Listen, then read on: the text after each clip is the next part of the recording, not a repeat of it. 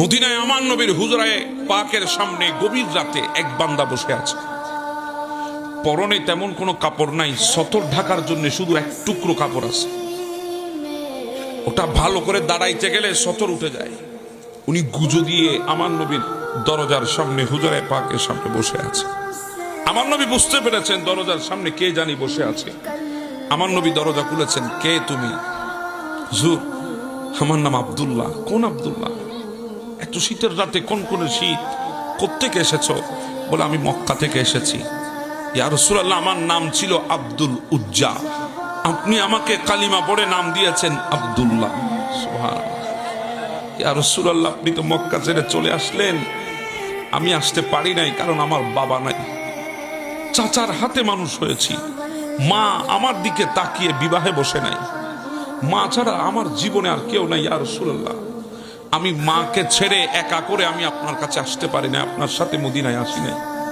কিন্তু দীর্ঘদিন যখন আপনাকে দেখি নাই, ইয়া রাসূলুল্লাহ, দিল তো আর মানে না, দিলকে আর সামলাইতে পারি না। ইয়া রাসূলুল্লাহ, আপনার চেহারায় আনোয়ার বারবার আমার চোখের সামনে ভাসে, আমি আর সহ্য করতে পারি না, আপনাকে না দেখার ব্যথা আর আমার সহ্য হয় না। মাকে গিয়ে বললাম, মা আমার যন্ত্রণা দেখে বলেছে, বাবা যা, আমি তোকে অনুমতি দিয়েছি, তুই চলে যা রাসূলুল্লাহর কাছে, আমি আমার হক থেকে তোকে মাফ করে দিয়েছি, তুই চলে যা রাসূলুল্লাহর কাছে।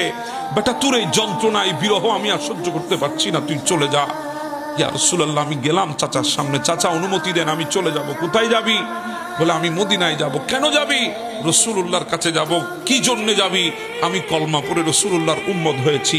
চাচা তেলে বেগুনে জ্বলে উঠেছে, কাফের ছিল, আমাকে ডাক দিয়ে বলে, আমি তোকে লালন পালন করেছি, কাপড় দিয়েছি, খানা দিয়েছি, সম্পদ দিয়েছি, দৌলত দিয়েছি, সব দিয়েছি, তুই এগুলা সব ছেড়ে দিয়ে এর প্রতিদান বুঝিয়ে ভাবি দিবি, তুই চলে যাবি। ঠিক আছে যা, যাওয়ার আগে আমার সব ফেরত দিয়ে যা, সব দিয়ে যা।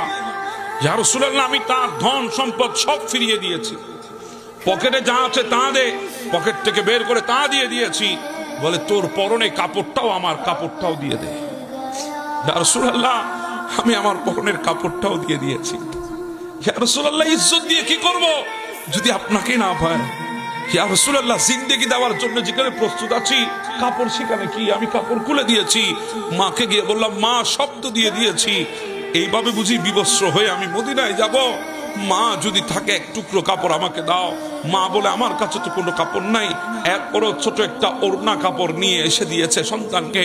বলি, ইয়া রাসূলুল্লাহ, আমি পরনে পড়েছি, কিন্তু ওই কাপড় উঠে যায় ভালো করে দাঁড়াতে গেলে। এইভাবে দিন রাত হেঁটে হেঁটে মক্কা থেকে মদিনায় এসেছি, রাত গভীর হয়ে গেছে। আমি চিন্তা করলাম এত রাতে আপনাকে কষ্ট দেব না, সেজন্য আপনার দুয়ারের সামনে বসে আছি, আপনি যখন উঠবেন তখন আপনার সাথে কথা বলবো। আমার নবী ডাক দিয়ে বলেন, ও আব্দুল্লাহ, এত মোহাব্বত করিস আমাকে? বলে, হ্যাঁ হ্যাঁ, যা, তোর উপাধি দিয়ে দিলাম যুল বিজাদাইন, দুই কম্বলওয়ালা। আমার নবী উপাধি দিয়েছে। আমার নবী বলে, আব্দুল্লাহ, যা, তুই আসহাবে সুফার কাছে চলে যা, ওখানে তুই থাকবি, তাদের সাথে থাকবি। আমি নবীর নূরানি চেহারা প্রত্যেকটা সময় তুই দেখবি, যা, তুই ওখানে যাবি। ও মদিনাবাসী, আমার আব্দুল্লাহ আমাকে মোহাব্বত করেছে, সব ছেড়ে ছুড়ে চলে এসেছে, সতরের কাপড়টাও খুলে দিয়ে এসেছে। তোমরাও তাকে মোহাব্বত করো। মদিনাবাসীও তাকে মোহাব্বত শুরু করেছে, ভালোবাসা শুরু করেছে। আব্দুল্লাহ বলে, কেউ আমাকে ডাটে না, কেউ আমাকে ধমক দেয় না, যেহেতু নবী ভালোবেসেছে, সবাই মোহাব্বত দেখাচ্ছে। আমি তো স্বাধীন সুখী মনে করেছি নিজেকে।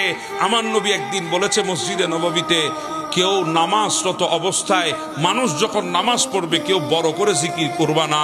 কিন্তু আমি ভুলে গেলাম নবীর কথা। একদিন মসজিদের মধ্যে বসে বসে আমি বড় বড় করে জিকির করতেছি। হযরতে ফারুক আজম ডাক দিলেন আমাকে, রাসূলুল্লাহর কথা ভুলে গেছো? আল্লাহর নবী বলেছে ছোট করে জিকির করার জন্য, তুমি বড় করে কেন জিকির করছো? মানুষ নামাজ পড়ছে, কষ্ট হচ্ছে। ধমককে আমি তো ঘাবড়ায় গেছি, অন্তরটা ছোট হয়ে গেছে, কারণ এমন একজন বান্দার ধমক আমি খেয়েছি যেই বান্দাকে ইনসান না শয়তান পর্যন্ত ভয় করে।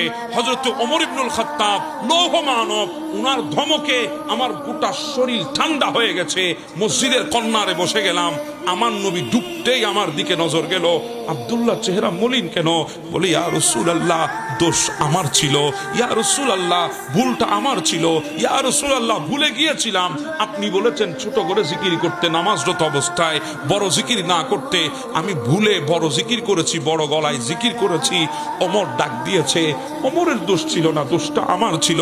আমার নবী বলে আব্দুল্লাহ আয়, এদিকে আয়, তোর চেহারা মলিন থাকবে আমি নবী সহ্য করব না, এদিকে আয়।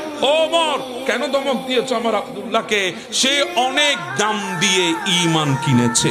সুবহানাল্লাহ, সে অনেক মূল্যের বিনিময়ে ঈমান কিনেছে। কেন ধমক দিয়েছ? খবরদার আব্দুল্লাহকে ধমক দিবে না। হ্যাঁ হ্যাঁ, আমি সেই আব্দুল্লাহর কথা বলছি যিনি দুনিয়া থেকে বিদায় হচ্ছে। আমার নবীর কোল মুবারকের উপরে যার লাশ বহন করেছে হযরত সিদ্দিক আকবর, যার লাশ বহন করেছে হযরত আব্দুল্লাহ ইবনে মাসউদ, যার লাশ বহন করেছে হযরত মাওলা আলী শেরে হুদা, যার লাশের সামনে চেরাগ বাতি নিয়ে কবরস্থানে গিয়েছে হযরত বেলাল হাবশী। সুবহানাল্লাহ। আবু বকর বলে আমি ওমরের দিকে তাকালাম, ওমর আমার দিকে তাকিয়েছে। কবরে নামবো, আমরা কবরের দিকে তাকিয়ে দেখি আমার নবী আগেই নেমে দাঁড়িয়েছে। আমার নবীর দাড়ি ভিজে গেছে। আব্দুল্লাহ যাওয়াতে আমার নবী কাঁদছে। আমার নবী হাত বাড়ালেন, আবু বকর দাও, আমার আব্দুল্লাহকে দাও, আমি শোয়ে দেব। হায় আল্লাহ, ইয়া রাসূলুল্লাহ, ১৫০০ বছর আগে আপনি আমাদের জন্য কেঁদেছেন। ইয়া রাসূলুল্লাহ, আমরা তখন দুনিয়ায় আসি নাই, আপনি আমাদের জন্য চোখের পানি ফেলেছেন। ইয়া রাসূলুল্লাহ, আমরা দুনিয়া দেখি নাই, আপনি আমাদের বিরহে চোখের পানি ফেলে ফেলে কেঁদেছেন। ইয়া রাসূলুল্লাহ, আপনি আমাদের জন্য কেঁদেছেন, কষ্ট সহ্য করেছেন আমাদের জন্য। আপনার বাবা হারা কষ্ট আপনার হৃদয়ের কান্না আনতে পারে নাই, কিন্তু উম্মতের জন্য আপনি কান্না করেছেন। আপনার মা হারার কষ্ট আপনার চোখে পানি আনতে পারে নাই, আমাদের জন্য চোখের পানি এনে আপনি কেঁদেছেন। উহুদের ময়দানে কাফেরের আঘাতে আপনার চোখের পানি আসে নাই, উম্মতের ব্যথায় আপনি কেঁদেছেন।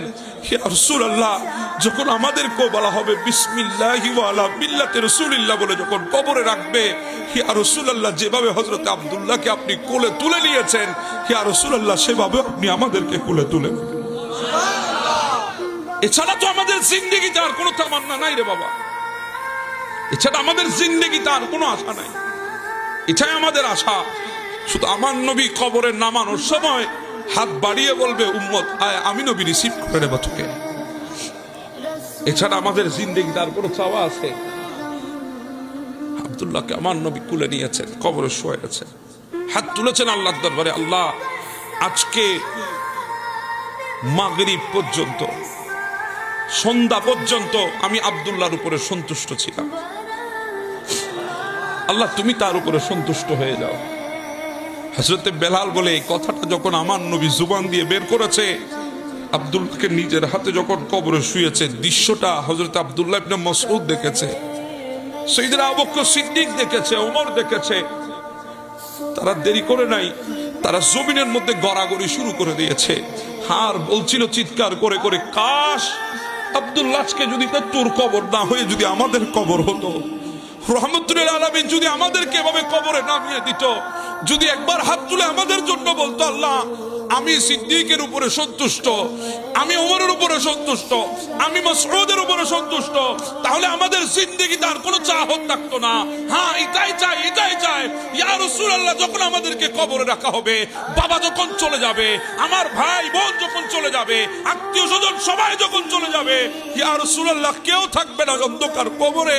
একবার শুধু ডাক দিয়ে বলবেন, ও মুনকার নকির, আমার উম্মতের দিকে হাত বাড়াস নে, এটা আমার উম্মত, আমার উম্মত। একবার যদি বলে দেন ইয়া রাসূলুল্লাহ, একবার যদি শয়নে স্বপ্নে আপনার নূরানি চেহারা দেখে ফেলি, আল্লাহর কসম করে বলছি গোটা জিন্দেগি আপনার জন্য কুরবান করে দিতে প্রস্তুত আছি।